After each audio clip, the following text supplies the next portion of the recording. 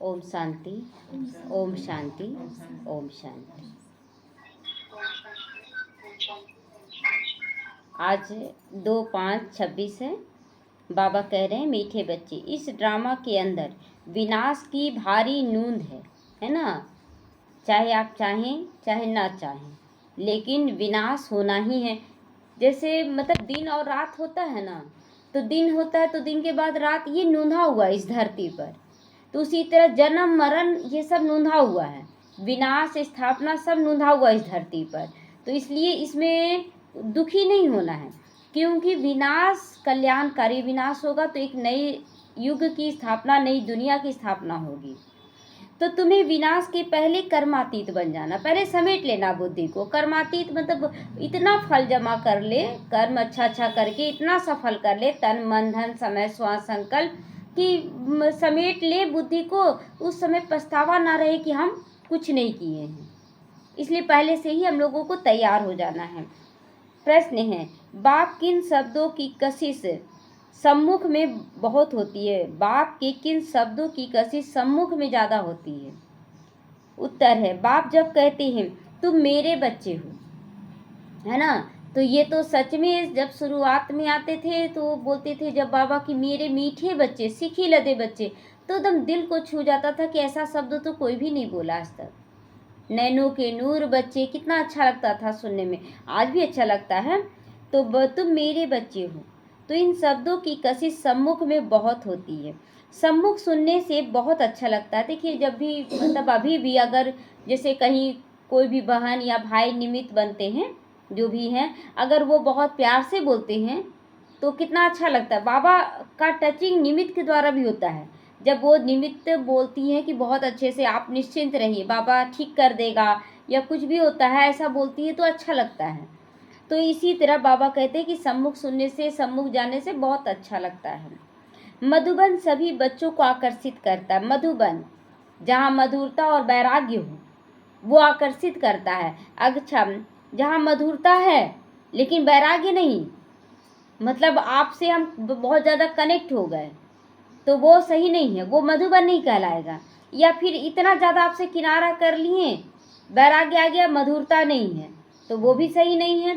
तो इसलिए दोनों का बैलेंस होना चाहिए। आप मेरे में नहीं अटकिए, हम आप में नहीं अटकेंगे। हम भी बाबा को याद करें, आप भी बाबा को याद करें, लेकिन एक दूसरे का रिगार्ड बना रहना चाहिए, रिगार्ड कम ना हो। तो इसलिए बाबा कहता है मधुबन सभी बच्चों को आकर्षित करता है। ये केवल उसी मधुबन की बात नहीं हो रही है, ये सब के अंदर की मधुबन की बात हो रही है, क्योंकि यहाँ है ईश्वरीय परिवार, यहाँ ब्राह्मणों का संगठन है। कौन से ब्राह्मण? जो ब्रह्मा के संस्कारों को धारण कर रहे हैं, उनका ही ना। अभी देखिए कितने दूर दूर के बच्चे, लेकिन ना दूर का फीलिंग होता है, ना परायापन का फीलिंग होता है। ब्राह्मण परिवार लगता है सब एक जगह है, ऐसा महसूस होता है। तो ब्राह्मण आपस में ज्ञान की लेन देन करते। बातचीत करना ये गलत नहीं है, लेकिन ज्ञान की बातें लेन देन हो, कैसे चलना है, क्या सोचना है। ये नहीं कि वो ऐसा कर रहा, हाँ ठीक सही बोल रहा है, वो ऐसा ही करता है, ये सब नहीं होना चाहिए। गीत बजा है, हमारे तीर्थ न्यारे हैं और धरती के हम तो तारे हैं। तो हमारे तीर्थ कौन से हैं? तीर्थ तो परम धाम है, सुख धाम है, हाँ, शांत, हाँ, ये सब मधुबन भी हमारा धाम है। तो ये सब तीर्थ हमारा न्यारा है। ओम शांति।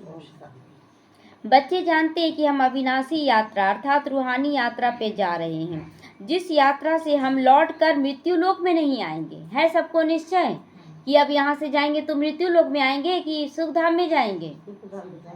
सुख धाम में जाएंगे, यही निश्चय पक्का करना है, यहाँ नहीं आना है। तो किसी में कब नहीं आएंगे? कब नहीं आएंगे? अगर किसी भी देहधारी से आपका लगाव रहा, आप जाएंगे और फिर तुरंत उससे हिसाब चुकतू करने के लिए आएंगे, क्योंकि लगाव है। अंतमति सोगति, इसीलिए अभी से ही अंतमति क्या कर ले कि एक बाबा दूसरा ना कोई।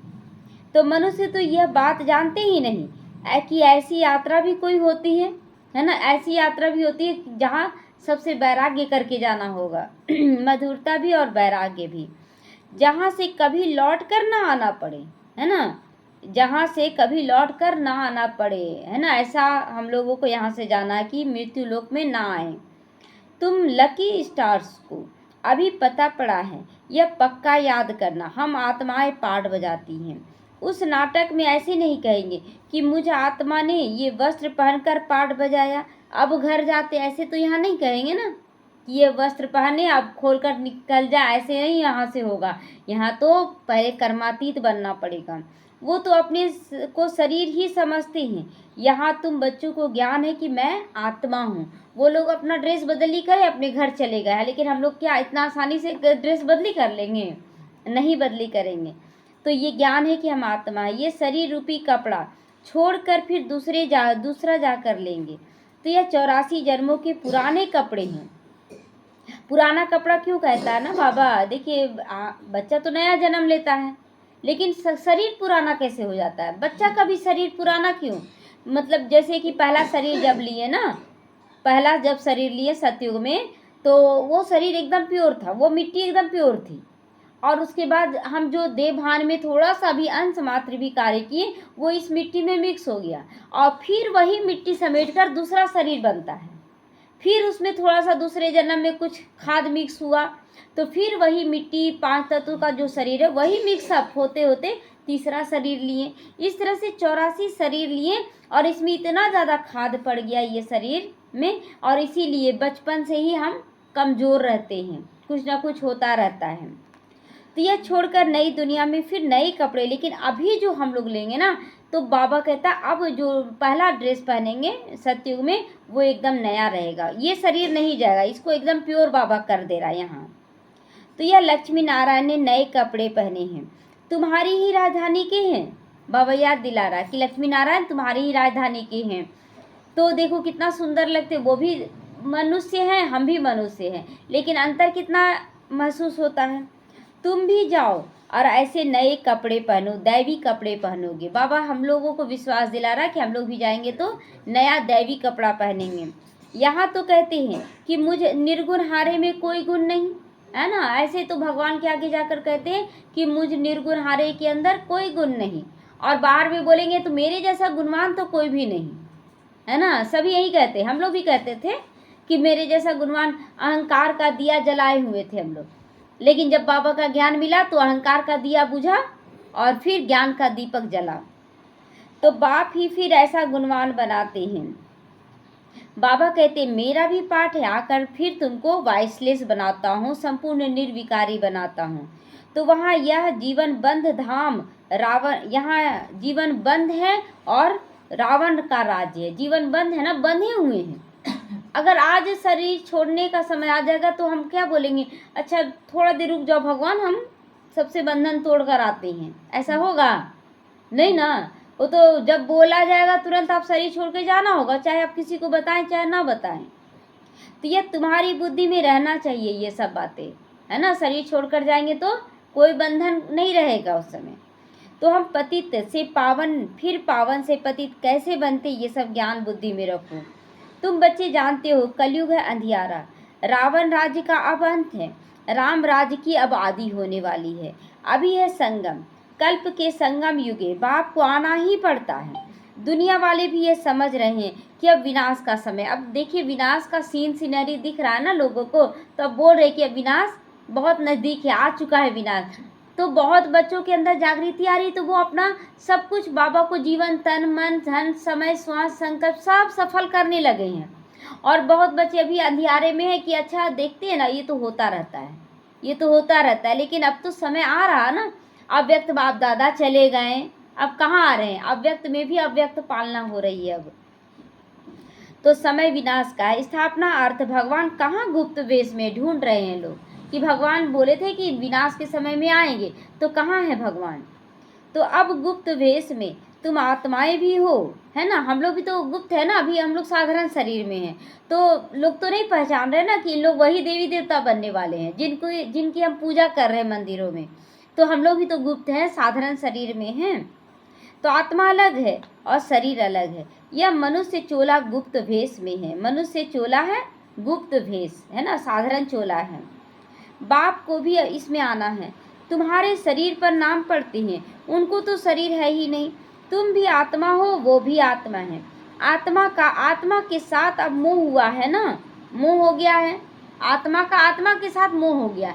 अब क्या है, पकड़ी रहती है। अब उसका समय जाने का है और आप बोलेंगे कि नहीं जाने देंगे, तो रुकेगा वो तो दूसरा पार्ट अदा करेगा ही।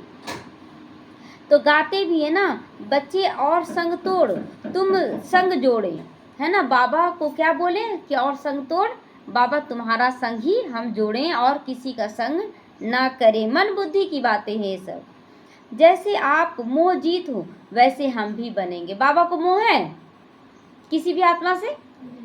नहीं, किसी से नहीं है। वो तो खेलने भी भेज देता है कि हाँ जाओ, जिसको खेलना है जाओ। और फिर अभी ले जाने का समय इसलिए बाबा ले जा रहे हैं सबको, क्योंकि हर एक आत्मा दुखी है, अब यहाँ रहने लायक नहीं है। जब बच्चों को घर से बाहर निकालेंगे तब तो घर को तोड़ेंगे ना। तो बाबा बहुत मोहजीत है। अब बाबा जैसा भी हमें बनना है। हम लोग बोलते हैं ना, अगर किसी को कष्ट, भगवान को देख के कष्ट नहीं होता होगा कष्ट? भगवान को नहीं होता है कष्ट, है ना, है ना। मतलब देखिए, अगर कोई, जैसे हमारा बच्चा है ना, तो हमारा बच्चा किसी के गलत संग में चला गया, अब बच्चे को हम लोग समझाते हैं कि बच्चा उसके साथ संग मत करो, वो जुआ खेलता है, शराब पीता है, मत जाओ। लेकिन बच्चा नहीं सुना। लेकिन अचानक ही दोनों ही दोस्त में लड़ाई हो गया, है ना, वो दोस्त से लड़ाई हो गया। अब इस स्थिति में हम खुश होंगे कि गुस्साएंगे? खुश होंगे ना, कि वो अच्छा है कि संग टूट रहा है। तो उसी तरह यहाँ पर ना, हम पुराने शरीर से संग कर लिए हैं, पूरा देहधारियों से संग कर लिए। तो जब विनाश होने लगता है, मतलब कुछ कष्ट आता है, बीमारी आता है, या तो लड़ाई झगड़ा होता है, तो बाबा भी बोलता है अच्छा अब इसका वैराग्य आएगा। तो बाबा तो बहुत मोहजीत है। कितने ढेर बच्चे हैं जो काम चिता पर बैठकर जल गए हैं। परम पिता परमात्मा आते ही है पुरानी दुनिया का विनाश कराने। फिर मोह कैसे होगा? मोह होगा, आपका शरीर में दर्द होगा तो बोले कब शरीर छूट जाए, बोलते हैं ना। तो मोह तो खत्म होगा ना, बीमारी मोह को खत्म कर रहा है। परिवार में आपका मोह है, लड़ाई झगड़ा होने लगेगा तो मोह खत्म होगा कि नहीं? तो इस तरह से मोह खत्म होगा। पतितों का जब विनाश हो तब तो शांति का राज्य हो, है ना। पतितों का विनाश होगा तब तो शांति का राज्य हो। इस समय सुख तो कोई के पास नहीं है, ये फाइनली है, कोई भी सुखी नहीं है।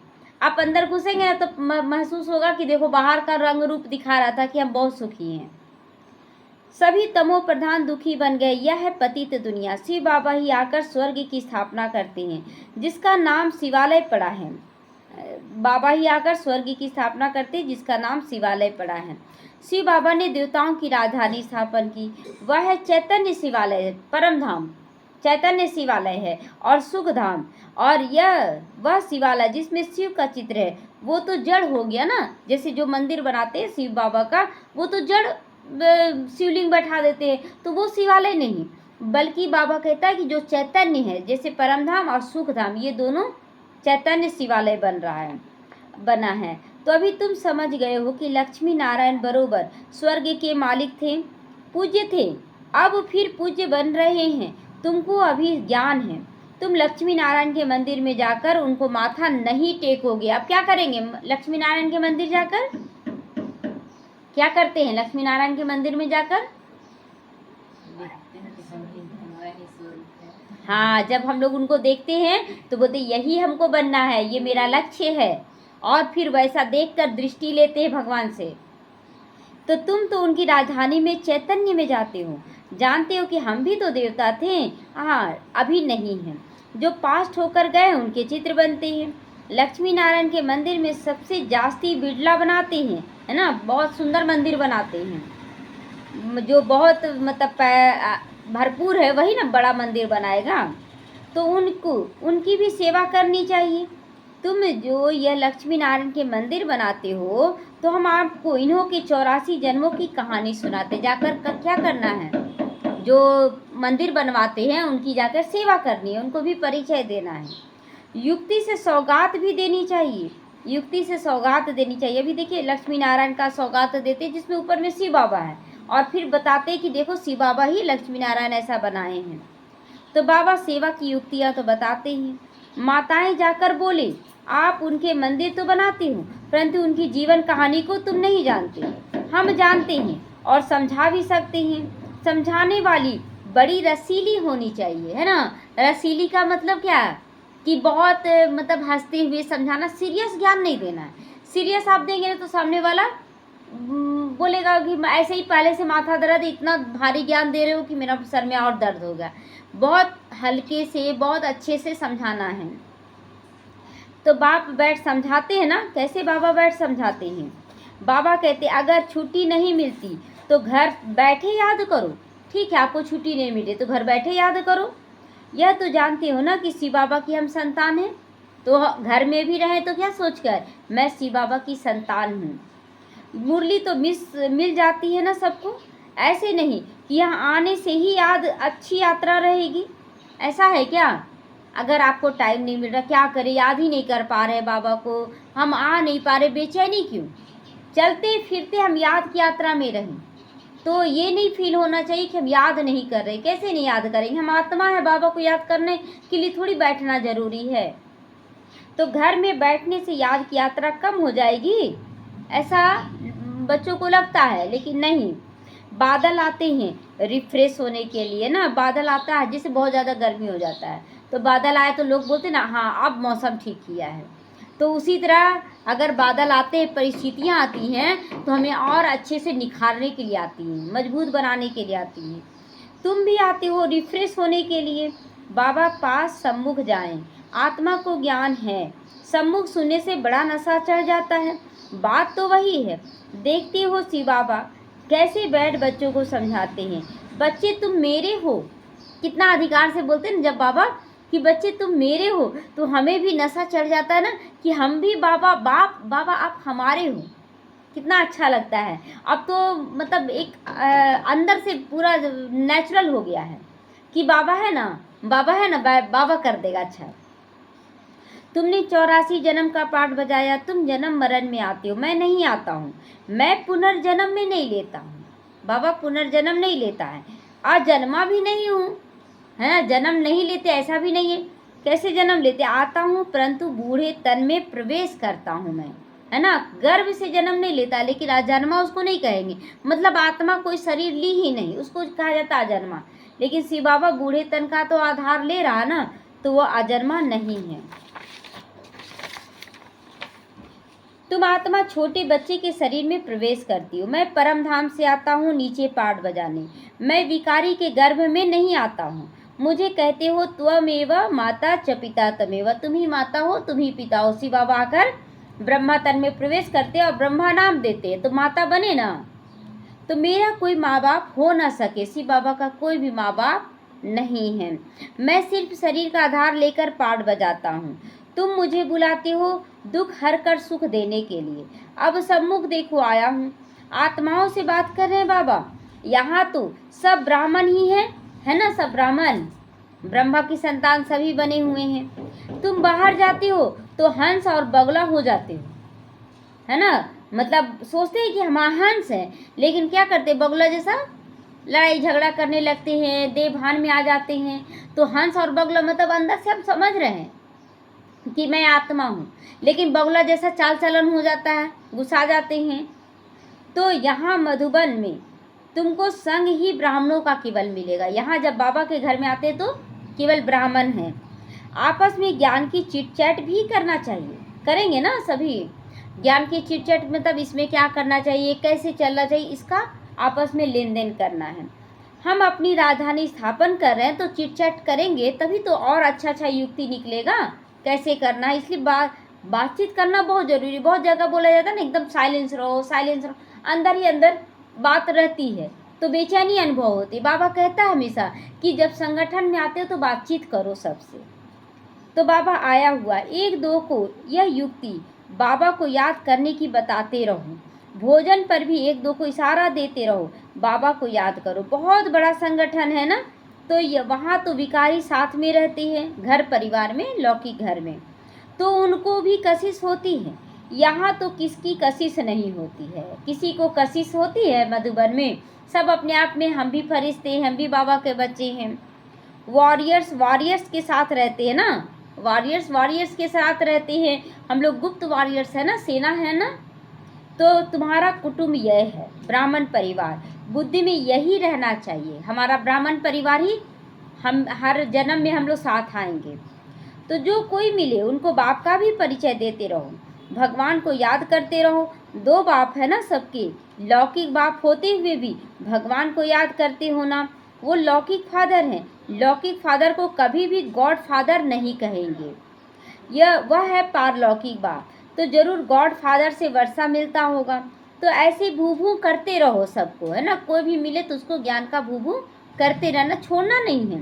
कल ही एक माता बोल रही थी ना कि शादी में गई तो उनके मतलब जिनके घर शादी था परिवार में, तो भाई के यहाँ शादी था, भाई भी ज्ञान में है, तो उनको ज्ञान देने लगी, बोली कि भाई जी ये क्या गाना बजा रहे हो, सो क्यों ना बाबा का सॉन्ग बजा दिया जाए। और बाबा का सॉन्ग बजवा दिया, पूरा सब कोई डांस करने लगी, तो अलग ही माहौल हो गया उसमें। तो तुम ब्राह्मण हो ना, सन्यासी भी क्या करते, भू करते रहते हैं। तो इस दुनिया का सुख काग विष्ठा के समान है, कितना दुख है। वह तो हठ योगी है, निवृत्ति मार्ग वाले हैं, उनका धर्म ही अलग है। सन्यासियों का धर्म अलग है, वो केवल वैराग्य दिखाते हैं लेकिन राज नहीं दिखाते हैं, और हम लोगों को तो राज ऋषि बनना है। तो तुम जानते हो सतयुग में हम कितना सुखी पवित्र रहते हैं। भारत पवित्र प्रवृत्ति मार्ग का था, देवी देवताओं का राज्य था। जो पवित्र थे वही पतित बन गए हैं, पुकारते भी है ना, हे पतित पावन आओ, फिर कह देते हैं परमात्मा सर्वव्यापी है। हम जाकर ज्योति ज्योत समा जाएंगे, है ना। अभी लोग जो बोलते हैं ना ज्योति में ज्योत समा जाएंगे, जब मरेंगे ना तो एकदम ख़त्म हो जाएंगे। और यही कारण है कि लोग और ज़्यादा पाप कर रहे हैं, क्योंकि सोच रहे कि फिर तो मरना ही है, समाप्त होना ही है, क्यों ना जो जो करना है कर लो। तो पुनर्जन्म को वो नहीं मानते हैं। अनेक मतांतर है ना, दिन प्रतिदिन वृद्धि होती रहती है। यह भी बताना चाहिए सबको कि सन्यासियों की वृद्धि कैसे होती है। नागों की भी वृद्धि होती है ना, जिनका जो धर्म है उसमें रहने से फिर अंतमति सोगति हो जाती है ना। जो जिसमें फॉलो कर रहे हैं तो अंतमति सोगति, फिर उसमें जाकर वो जन्म ले लेंगे। तो जिसका जो जास्ती अभ्यास करते हैं, जैसे कोई शास्त्र आदि पढ़ते हैं तो अंतमति सोगति, फिर छोटेपन में ही शास्त्र कंठ करके आ जाते हैं। देखते छोटे छोटे बच्चे भी अभी शास्त्र कितना अच्छा सुना रहे हैं। तो अभी आप कहते हो, बाप कहते हैं मैं फलाना हूँ, ये सब दे अभिमान की बातें छोड़ दो, है ना। अभी बाप क्या बोल रहे हैं हम लोगों को कि बच्चे दे अभिमान बिल्कुल नहीं आना चाहिए। हम बहुत महान हैं, हम इस घर का गार्जियन हैं, हम ये है, ये सब नहीं बोलना है। हम डॉक्टर हैं, ये सब नहीं, ये सब देह का रोल है। अपने को शरीर आत्मा समझो और बाप को याद करो। इस शरीर को देखते हुए भी नहीं देखो, देह सहित देह के जो संबंध आदि है सबको छोड़ो, है ना। बार बार बाबा रोज रोज यही चीज बोलता है। छोड़ रहे हैं कि अभी तो पकड़े हुए हैं? सभी का छूट रहा है। छूटने का मतलब है कि आपका सबसे प्रेम हो जाना चाहिए। छोड़ने का मतलब नफरत नहीं होना चाहिए। अगर नफरत है तो आप देवभान में हैं। सबसे प्रेम हो जाना चाहिए। तो सबको छोड़ो, अपने को आत्मा निश्चय करो, परमात्मा को याद करो। इसमें टाइम बहुत लगता है। माया याद करने नहीं देती बार बार। जैसे बच्चा से हम नफरत कर रहे हैं क्योंकि देवभान में मोह है। अब बच्चा दूर गया तो बच्चा पूछता नहीं है, क्योंकि अंदर से हम उससे जुड़े हुए हैं। अगर आप बाबा से जुड़े हैं तो पूछे चाहे ना पूछे, उससे क्या फ़र्क पड़ता है। लेकिन हम उस आत्मा के लिए बहुत अच्छे हैं। तो नहीं तो वानप्रस्थी के लिए भी बहुत सहज है ना। बाबा कहते हैं अगर माया प्रभाव नहीं डालती तो वानप्रस्थी भी बहुत अच्छे से निकल जाते। लेकिन आज देखिए कि बूढ़े भी फंसे हुए रहते हैं। मेरा परिवार, मेरा घर, मेरा संपत्ति, मेरा पोता पोती, नाता जो भी है सब फंसे रहते हैं। तो बाप खुद कहते हैं अब तुम छोटे बड़े सबकी वानप्रस्थ अवस्था। ऐसा नहीं कि जो बूढ़े हैं उनके लिए वानप्रस्थ, हम सबकी हैं। एक तरफ विनाश भी होता रहेगा, दूसरे तरफ जन्म भी लेते जाएंगे। पुनर्जन्म लेना होगा तो आ जाएंगे, है ना। रोना क्यों? अगर कोई शरीर छोड़ भी दे तो रोना क्यों? बच्चे तो पैदा होंगे ना, वो आत्मा जन्म लेगी ना, तो फिर विनाश भी तो हो जाएगा। यह भी तुम जानते हो। कोई गर्भ में होंगे, कोई कहाँ, सब खत्म हो जाएंगे। लास्ट का सीन यही होगा कि गर्भ में बच्चा का पूरा समय हुआ है, लेकिन वो गर्भ में ही मतलब ऐसा कुछ कांड होगा जैसे बम छोड़ दिया जाएगा, घर में आग लगा, तो उस तरह से भी मौत होगा। कितना दर्दनाक वो मौत होगा। तो कोई गर्भ में ही होंगे, कोई कहाँ होंगे, सब खत्म हो जाएंगे। सब अपना अपना हिसाब चुकतू करके वापस जाएंगे। हिसाब किताब रहा हुआ होगा तो अच्छी रीति सजाए खानी पड़ेगी। अच्छी रीति बाबा यूज किया है, मतलब आप सोचिए कितना सजा, इसलिए ना बोला जा रहा है कि बच्चे वैराग्य रखो, मधुरता रखो, मधुबन बनाओ, अपने मन को मधुबन बना लो, नहीं तो सजा बहुत खाना पड़ेगा। तो फिर वह भी हल्का हो जाएगा। ऐसे नहीं कि योग में ही रहो और पाप भी करते रहो, है ना, बाबा को याद भी करते रहें और पाप भी करते रहें। कई बच्चे एक तरफ चार्ट भी लिखते रहते और फिर कहते माया ने मुंह काला कर दिया। कैसे काला हो गया? जब आप याद में हैं तो काला नहीं होगा। हमारा कुछ ना कुछ रग जुड़ा हुआ रहता है किसी से, तभी वो पेपर लेने आता है। तो माया ने हरा दिया, तो कच्चा ही कहेंगे ना, कैसे हरा दिया? पक्के नहीं थे तब तो हरा दिया। तो बाप समझाते तुम ऐसे समझो कि हम थोड़े दिन के लिए यहाँ पर हैं, अब हमें घर जाना है तो चले जाएंगे, इन सब का विनाश हो रहा है। तो बाबा कहते मुझे याद करो, विक्रम विनाश होंगे। अपना चार्ट देखते रहो, हम कितनों को रास्ता बताते हैं और पुरुषार्थ कराते हैं। तन मन धन से रूहानी सेवा में मददगार बनना पड़े। अगर बाबा के बने हैं तो तन मन धन से सेवा करनी है। अगर हम फंसे हुए हैं, न तन का सेवा दे पा रहे, न मन का, न धन का, और रखे हुए कि मेरा भविष्य अच्छा होगा, जब वही धन आपका पानी की तरह ख़त्म हो जाएगा तब आपको एहसास होगा कि क्यों नहीं हम सफल कर लिए, क्यों हम पकड़े रहे। क्या बाबा मेरा देखता नहीं? हमें नहीं देखता। हम सोच रहे ना कि धन रखे ना तो मेरा सुख का दिन से बीतेगा, नहीं बीतेगा, वो धन पानी में बह जाएगा। अगर आप सफल करते हैं तो बाबा उसका जिम्मेवार हो जाता है। तो कहते हैं ना, मन को अमन नहीं कर सकते हो, है ना, मन को अमन नहीं कर सकते, बाहर वाले बोलते हैं। आत्मा तो है ही शांत, तो मन को अमन करने की बात क्या है? अगर आत्मा अपने शांत स्वरूप में स्थित हो गई तो अमन करने की बात ही नहीं है। हम आत्मा अपने परम धाम में जाकर बैठेंगी, कोई दुनिया का संकल्प नहीं आएगा वहाँ। ऐसे नहीं कि आंखें बंद कर अनकॉन्शियस होना है, ऐसे बहुत सीखते हैं, मतलब बैठ गए ना तो लगे जैसे कुछ आवाज़ ही नहीं जा रहा, कोई आवाज़ भी दे रहा तो सुनाई नहीं दे रहा, सुनाई सब देता है, यहाँ पर कान है ना। तो 10-15 दिन अनकॉन्शियस भी हो जाते हैं, बहुत ऐसे हैं जो एकदम ध्यान में चले जाते हैं। तो यह अभ्यास करते हैं, फिर इतने समय बाद जाग जाएंगे। जैसे टाइम बॉम्ब्स होते हैं ना, तो उसका भी टाइम होता है, तो यह इतने घंटे बाद फटेंगे। टाइम बम्स का होता है ना कि इतने घंटे बाद फट जाएगा बम। तो तुम बच्चों को पता है कि हम योग लगा रहे हैं, जब तमो प्रधान कीचड़ा निकलेगा हम सतो प्रधान स्वतः बन जाएंगे, तो फिर इस शरीर को भी छोड़ देंगे। अभी योग की यात्रा पर है, टाइम मिला हुआ है, तो फिर शरीर छोड़ना भी है, तो सब खत्म हो जाएगा। टाइम नूंधा हुआ है, कितना समय के लिए हम इस शरीर में हैं ये सब नूंधा हुआ है, लेकिन हम टाइम वेस्ट ना करें। फिर पिछाड़ी में मच्छरों के समान शरीर छोड़ेंगे। अगर मोह होगा, लोभ होगा, देभान में फंसे रहेंगे तो कैसे छोड़ेंगे? मच्छरों के समान शरीर छोड़ेंगे। विनाश होगा, तुम कर्मातीत अवस्था को पाओगे, फिर विनाश शुरू हो जाएगा। तो पहले क्या पाना है? विनाश की पहले कर्मातीत। अगर विनाश के समय में कर्मातीत तो बन ही नहीं पाएंगे, तो पहले कर्मातीत मतलब न्यारे हो जाना, तब विनाश हो।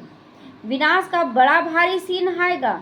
यह ड्रामा में भारी नूंद है, इसलिए पहले से तैयारी कर लो। तुम जानते हो हमारी अवस्था एक रस रहेगी, खुशी में सदैव हर्षित रहेंगे। यह दुनिया तो खलास होनी ही है, जानते हैं कल्प कल्प संगम युग होता है, तब विनाश होता है। सिर्फ बॉम्ब से नहीं, लेकिन नेचुरल कैलिमिटीज़ भी मदद करेगी विनाश करने में। तो बच्चों की बुद्धि में रहना चाहिए सब बातें। अभी हमको जाना है कहाँ? अभी हमको जाना है घर। तो जितना बाबा को याद करेंगे विक्रम विनाश होंगे, ऊंचा पद पाएंगे। Charity begins at home. तो पहले खुद को तैयार करें और फिर तैयार करके पहले अपने लोग परिवार वालों को जगाएं, समाज वालों को जगाएं। कोशिश करना चाहिए ये सब। कन्या जो पीहर घर और ससुर घर दोनों का उद्धार करे। पीहर घर और ससुर घर, तो कन्या के लिए कौन सा पीहर घर और ससुर घर है?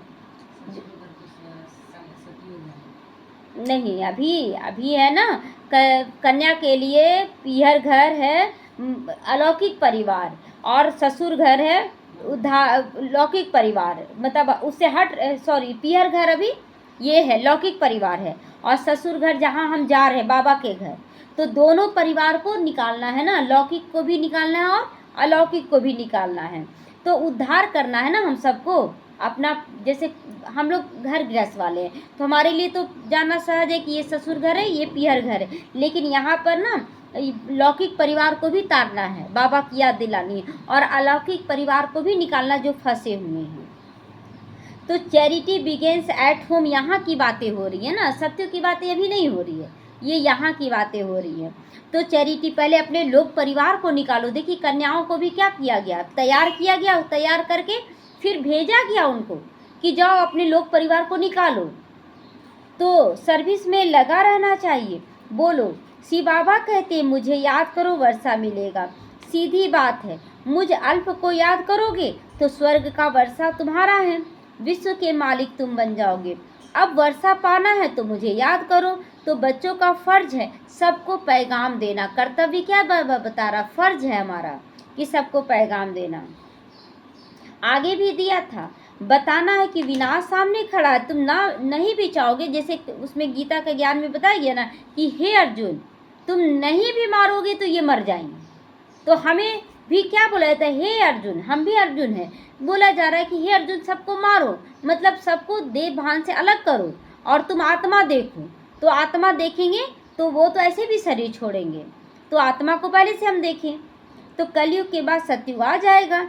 बाप ही आकर वर्षा देते हैं। रावण नरकवासी बना रहा है, बाप आकर स्वर्गवासी बनाते हैं। कहानी भारत की है, भारतवासियों को खड़ा करना है, पहले शिव के मंदिर में जाकर समझाना है। यह बाप नई सृष्टि रचने वाला, कहते हैं ना कि मुझे याद करो तुम्हारे विक्रम विनाश हो जाएंगे। तो यह निराकार बाबा आया हुआ है, ब्रह्मा द्वारा स्वर्ग की स्थापना कर रहे हैं। तो अब बाप और वर्षे दोनों को याद करो। 84 जन्म पूरे हुए। अब हम आपको बताते हैं, अब मानो या ना मानो आपकी मर्जी है ना, ऐसे बोलना है सबको। बात तो बड़ी अच्छी है, बाप ही दुख हरता सुख करता है, थोड़ा ही समझाया, यह चला, यह है तुम्हारा धंधा है ना। हो सकता है कहीं थोड़ा भी समझाए तो वो निकल पड़े। तो मेहनत तो कुछ भी नहीं है ना, सिर्फ मुख से आपको बोलना, भारी नहीं होना है। कोई नहीं निकला उसके लिए हम लोग नहीं सोचे। हम लोग का कर्तव्य है केवल सबको पैगाम देना। तो बाप कहते बच्चे मुझे याद करो, देही अभिमानी बनूं, देही अभिमानी बनूं। इसका समझाया गया था पहले भी है ना। उस देही अभिमानी क्या है कि कर्म करने वाला देही। आत्मा, देखिए इसमें 3 पार्ट है ना, आत्मा है सूर्य, और देही इसका प्रकाश पूरे शरीर। अगर नारी है, नारी के रूप में प्रकाश फैलेगा, और पुरुष है तो पुरुष के रूप में प्रकाश फैलेगा। तो उसी रूप से हमें फरिश्ता बनना है। तो एक फरिश्ते का शरीर हो गया। अब जब फरिश्ता और कंट्रोल में है आत्मा के, तो फिर वो शरीर को चलाएगा कि नहीं अपने हिसाब से। हाथ चल रहा है, कौन चला रहा है, आत्मा यहाँ बैठी प्रकाश का शरीर चला रहा है। तो शिव के पुजारियों के पास जाओ, फिर लक्ष्मी नारायण के पुजारियों के पास भी जाओ, उन्हें उनकी जीवन कहानी सुनाओ। अच्छा, मीठे मीठे सीखे लदे बच्चों प्रति माता पिता बाप दादा का याद प्यार और गुड मॉर्निंग। रूहानी बाप की रूहानी बच्चों को नमस्ते। हम रूहानी बच्चों की रूहानी माता पिता बाप दादा को याद प्यार गुड मॉर्निंग और नमस्ते नमस्ते। शुक्रिया बाबा शुक्रिया। हम रहेंगे सदा हंसते हंसते, शिव बाबा के साथ जाएंगे परम धाम, आएंगे वैकुंठ में हंसते हंसते। ओम शांति। धारणा के लिए आज मुख्य सार है, तन मन धन से रूहानी सेवा में मददगार बनना है ना, हर एक आत्मा के लिए कि जो सफल करना भी कर लो, फिर बाद में आपका नहीं होगा ना सफल, तो आप मतलब दास दासी का रूप लेंगे, क्योंकि आपका सफल ही नहीं हुआ तो कहाँ से आपको मिलेगा। फिर हर जन्म में आप चिल्लाते रहेंगे भगवान उसको इतना क्यों दे दिया, हमको नहीं दिया, क्योंकि उस समय चिल्लाने से कोई फायदा नहीं। तो सबको अलफ का परिचय दो, वर्षे का अधिकारी बनाना है सबको। विनाश के पहले कर्मातीत बनने के लिए बाप की याद में रहना। कर्मातीत, कर्म करते कर्म से न्यारे, मिले ना मिले कोई फर्क नहीं पड़ता है, लेकिन हम सफल करने में नंबर 1 हो जाएं। बाप समान मोहजीत बनना है, किसी में मोह नहीं रखना है। आत्मा का आत्मा से जो मोह हो गया है उसे निकाल एक बाप की लगन में मगन करना। आत्मा का आत्मा से मोह हो गया ना, अब छोड़ नहीं पा रहे, हम शरीर छोड़ दिया है लेकिन हम पकड़े हुए हैं, मेरा पति को लौटा दो, कहाँ ले गए भगवान, सालों साल रोते रहते हैं। नहीं, वरदान है सर्वशक्तिमान के साथ की स्मृति द्वारा समस्याओं को दूर भगाने वाले परमात्म स्नेही बनो। सर्वशक्तिमान के साथ की स्मृति अगर याद रहेगी कि भगवान मेरा साथी है तो समस्याएं पास रहेंगी कि दूर भागेंगी? दूर भागेंगी। तो जो बच्चे परमात्मा स्नेही हैं वे स्नेही को सदा साथ रखते। सबसे ज़्यादा स्नेही कौन है हमारा? शिव बाबा। तो इसीलिए कोई भी समस्या सामने नहीं आती। जिनके साथ स्वयं सर्वशक्तिमान बाप है उनके सामने समस्या ठहर ही नहीं सकती। समस्या पैदा हो और वहाँ ही ख़त्म कर दो तो वृद्धि नहीं होगी। समस्या तो आएगी ना, जगह जगह आएगी ही, लेकिन वहीं ख़त्म कर दो तुरंत। अब समस्याओं का बर्थ कंट्रोल करो, आगे नहीं बढ़ाना है ना, इसका बर्थ नहीं करना है। याद रखो कि संपूर्णता को समीप लाना है। संपूर्णता को समीप लाने के लिए क्या करना होगा? पहला, हमें निराकारी रूप में रहना होगा। दूसरा, निर्विकारी, और तीसरा, निरहंकारी रूप में रहना होगा और समस्याओं को दूर भगाना है। स्लोगन है प्यारे बनो। बनने का पुरुषार्थ नहीं, न्यारे बनने का पुरुषार्थ करो, प्यारे स्वतः ही बन जाएंगे, है ना। अगर हम न्यारा हैं कि ये मेरा पति नहीं, ये आत्मा है मन बुद्धि में, तो हम उस आत्मा के प्रति हमेशा रिगार्ड रखेंगे। क्यों? क्योंकि गलत हिसाब किताब ना बन जाए। तो न्यारे होकर भी जब उससे रिश्ता जोड़ेंगे तो प्यारे तो बनेंगे ही बनेंगे। तो अव्यक्त इशारे सदा अचल अडोल एक रस स्थिति का अनुभव करो। समय प्रति समय अनेक प्रकार के विघ्न आते ही हैं। कोई अच्छे अनन्य स्टूडेंट माया के वशीभूत हो, एंटी भी हो जाते हैं। बहुत अच्छे बच्चे भी एंटी मतलब विरोधी हो जाते हैं और सेवा में डिस्टर्ब करते हैं। ऐसे समय पर घबराते तो नहीं हो। अगर ऐसी आत्मा जो बाबा के बच्चे बनकर फिर विरोधी बन गई तो घबराहट होती है क्या कि पता नहीं लोग क्या समझेंगे, कि मतलब इतना अच्छा ज्ञान में चल रहा था, बहुत बड़ाई आप कर रहे थे, देखो तो ये तो एंटी बन गया है। नहीं है, घबराना नहीं है। एक होता है उसके प्रति कल्याण के भाव से तरस रखना, लेकिन उसके कारण हलचल में आना अथवा व्यर्थ संकल्प चलाना, ये हिलना हुआ है ना। हमें उसके कारण डिस्टर्ब नहीं बल्कि उसके प्रति रहम दिल बनना है। वो बहुत अच्छी आत्मा है, वो फिर से आ रही है। तो जो हर आत्मा के पाठ को साक्षी दृष्टा स्थिति में रहकर देखते हैं वो सदा अचल अडोल और एक रस रहते। वो डिस्टर्ब नहीं होते, वो अचल अडोल होकर साक्षी दृष्टा होकर देखते हैं। ओम शांति।